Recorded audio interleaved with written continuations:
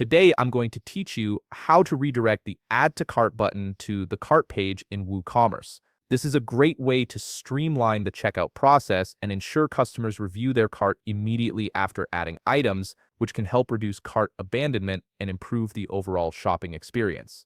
First, you'll want to open your browser and navigate to WordPress.com. Once you're there, sign into your account if you haven't already logged in. Make sure you're using the correct credentials associated with your WooCommerce store to access all the necessary settings and features. After logging in, direct your attention to the left navigation menu where you'll find various WordPress management options. Look for WooCommerce and click on it. This will expand a submenu with several options related to your online store management. From these expanded options, you'll need to click on Settings.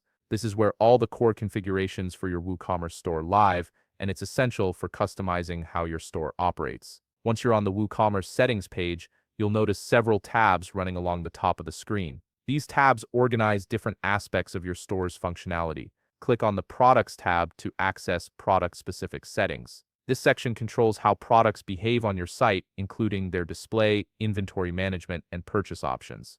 Now, within the Product Settings page, you'll want to look for a section labeled Add to Cart Behavior. This is where you can control what happens immediately after a customer adds an item to their cart. Next to this section, you'll see a checkbox with the option that reads Redirect to the cart page after successful addition. Go ahead and toggle this checkbox on to enable the redirect feature. This simple action ensures that every time a customer clicks the Add to Cart button, they'll be automatically taken to the cart page instead of staying on the product page. Before you leave this page, it's crucial to save your changes. Scroll down to the bottom of the settings page and click on Save Changes.